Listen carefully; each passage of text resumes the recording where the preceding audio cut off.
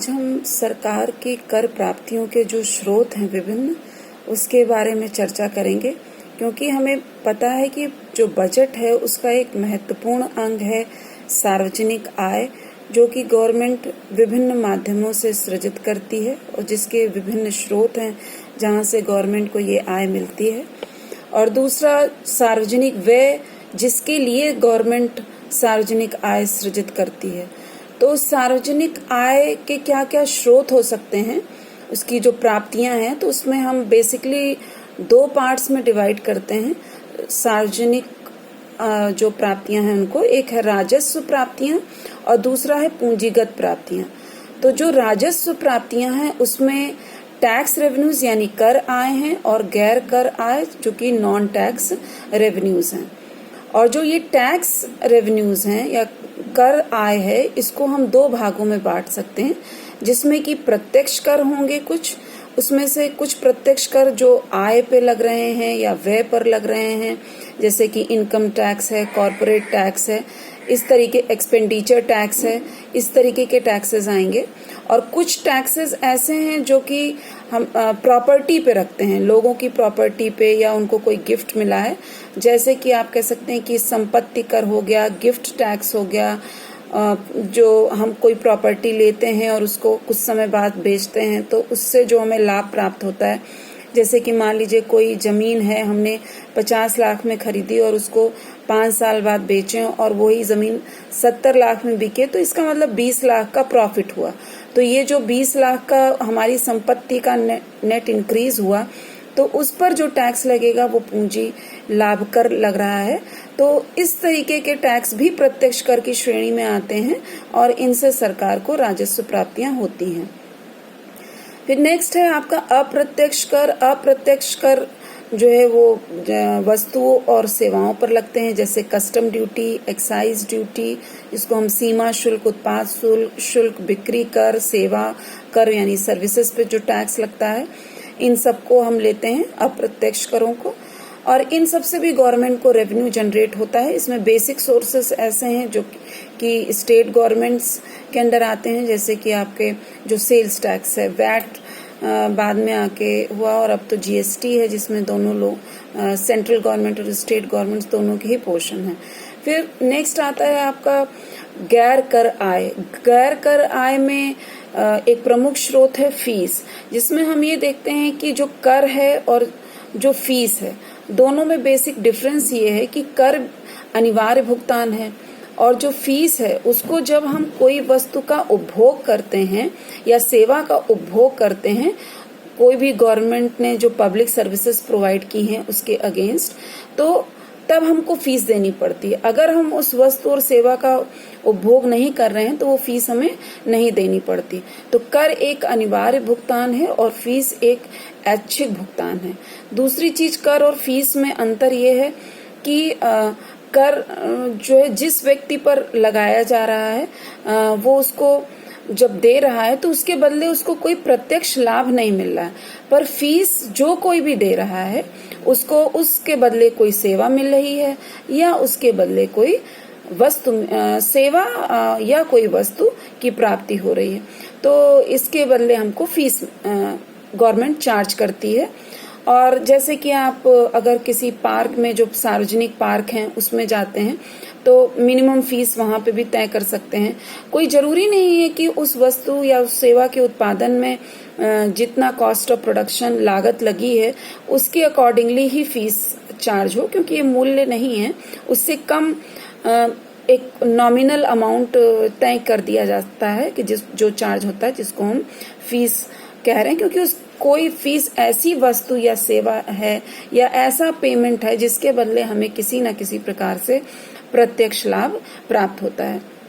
फिर अब जो आपके नॉन टैक्स रेवेन्यूज है, इसमें दूसरी चीज आती है दंड एवं जुर्माना। जैसे आप अगर बिना टिकट सफर करते हैं या आपने कोई क्राइम किया है तो उसके लिए आप देखिए तो आपको सजा दी जाती है कि जेल की भी, पर उसके साथ साथ कुछ ना कुछ जुर्माना लगाया जाता है। तो इस तरीके के से जो दंड और जुर्माना के अंतर्गत गवर्नमेंट के रेवेन्यू जनरेट होते हैं वो भी नॉन टैक्स रेवेन्यूज में आते हैं। फिर इंटरेस्ट जो गवर्नमेंट ने लोन्स दे रखे हैं उस पे जो इंटरेस्ट मिल रहा है, या गवर्नमेंट ने डिफरेंट इक्विटीज में या शेयर्स में अगर पैसा लगा रखा है, खर्च किया है, तो उसके बदले डिविडेंड यानी कि लाभांश मिल रहा है। तो तीसरी चीज आपकी ब्याज और एवं लाभांश हो गई। फिर सार्वजनिक उद्योगों और सेवाओं से आए। ऐसी बहुत सारी पब्लिक सर्विसेज और पब्लिक गुड्स हैं जो कि गवर्नमेंट प्रोवाइड करती है, उससे अगर गवर्नमेंट को कुछ पेमेंट मिल रहा है तो वो भी आपका गैर कर आय की श्रेणी में आएगा। आप जैसे जो पब्लिक सेक्टर एंटरप्राइजेस हैं उसमें जो गुड्स प्रोड्यूस हो रहे हैं वो जब बिकते हैं तो उससे जो आप गवर्नमेंट को आय जनरेट होती है, ये भी उसी श्रेणी में आता है। फिर नेक्स्ट है आपका सिक्का तथा नोटों का निर्गमन, यानी issue of notes and coins. इससे भी जो भी इनकम आ रही है या जो भी मनी सप्लाई इंक्रीज हो रहा है वो गवर्नमेंट का एक तरीके से अर्निंग के उसकी प्राप्तियों में रिसिप्ट्स के में आपका दिखाया जाएगा। दूसरी चीज जो अब ये सारा हमारा राजस्व प्राप्तियों के अंतर्गत था, जिसके अंतर्गत हमने प्रत्यक्ष कर देखे, प्रत्यक्ष कर में अप्रत्यक्ष कर, जिसके अंतर्गत हमने कर देखे और कर के अंतर प्रत्यक्ष कर और अप्रत्यक्ष कर देखे। और दूसरा आपका था गैर कर आय, जिसको हम नॉन टैक्स रेवेन्यूज कह रहे हैं। उसके अंदर विभिन्न प्रकार हमने देखे कहाँ से गवर्नमेंट लगा सकती थी। ये सब आपका राजस्व प्राप्तियों के अंतर्गत आता है। और पूंजीगत प्राप्तियों के अंतर्गत क्या आएगा कि गवर्नमेंट जैसे मान लीजिए लोन देती है किसी भी संस्था को या फॉरेन कंट्री को भी अगर गवर्नमेंट ने लोन दे रखा है, तो जिस साल वो लोन वापस होगा उस साल वो गवर्नमेंट की प्राप्तियों में इंक्लूड होगा। इस चीज को बहुत समझने वाली बात है कि जिस साल वो लोन दिया जाएगा उस साल वो गवर्नमेंट के एक्सपेंडिचर में आएगा, और जिस साल वो लोन वापस होगा, मान लीजिए उसकी मैच्योरिटी पीरियड 5 इयर्स है या 10 इयर्स है, तो 5 साल 10 साल बाद जब वो लोन वापस आता है तो वो गवर्नमेंट की रिसिप्ट्स में दिखाता है। तो पहला आपका ऋण अदायगी है, जिसको हम पूंजीगत प्राप्तियां या कैपिटल रिसिप्ट्स के अंतर्गत है, लोन्स जो वापस मिल रहे हैं। दूसरा है आंतरिक बाजार ऋण। गवर्नमेंट अपनी सिक्योरिटीज मार्केट में फ्लोट करती है ओपन मार्केट ऑपरेशंस के थ्रू, और उससे गवर्नमेंट को लोन्स मिलते हैं।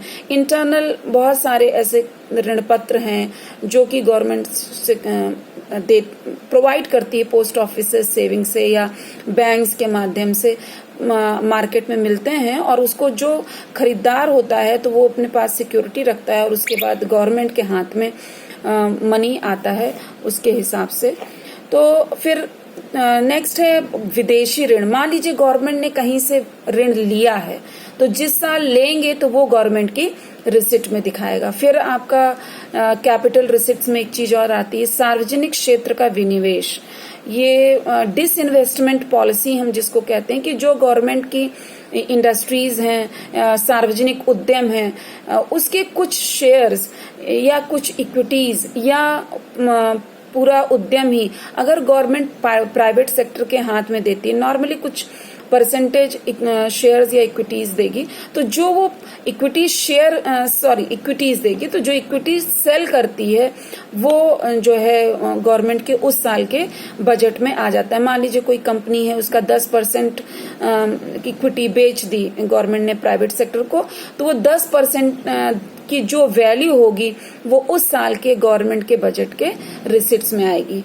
तो ये जो गवर्नमेंट की पब्लिक रिसिप्ट्स हैं, सार्वजनिक प्राप्तियां हैं, इसको अभी हमने देखा कि कहाँ किन किन मदों से प्राप्तियां हो सकती हैं, टैक्स और फीस में क्या अंतर है। मूल्य वहां होगा, सार्वजनिक वस्तुएं जो हैं उनके मूल्य वो होंगे जहां पर वो सार्वजनिक उद्यमों के माध्यम से कुछ पब्लिक सर्विसेज या पब्लिक गुड्स प्रोवाइड कर रहे हैं, तो वहां पे मूल्य होगा। इसी तरीके से विशेष निर्धारण होता है कि कोई प्रॉपर्टीज हैं लोगों के पास हैं, लोग उस पर रेगुलर मान लीजिए टैक्स दे रहे हैं, पर गवर्नमेंट वहां पे अगर डेवलपमेंट करती है, पावर का, रोड्स का, बाकी इंफ्रास्ट्रक्चर्स डेवलप करती, तो समय समय पर इसके बदले गवर्नमेंट कुछ अपना स्पेशल असेसमेंट कर चार्ज कर सकती है।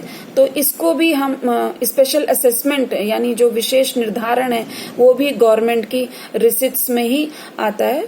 तो ये सारी जो गिफ्ट्स, अगर गवर्नमेंट को कहीं से गिफ्ट मिल रहा है किसी कंट्री से या किसी संस्थान से, वो भी इसी में आएगा। तो ये सारे लमसम एक ओवरऑल पिक्चर हमने देखी कि गवर्नमेंट की रिसिप्ट्स कहाँ से आती हैं। इसके आगे हम ये जो टैक्सेस हैं इन सबको अलग अलग से देखेंगे कि टैक्स के क्या क्लासिफिकेशन है, टैक्स कितने प्रकार के होते हैं, ये हम आगे के वीडियोस में देखेंगे। पर आज के लिए ओवरऑल जो डिवीजन है गवर्नमेंट की रिसिप्ट्स का, जिसमें tax and non tax revenues दोनों आते हैं और साथ ही साथ आपकी कैपिटल रिसिप्ट्स भी आती हैं, तो ये ओवरऑल पिक्चर क्रिएट करने के लिए आज का वीडियो था। धन्यवाद।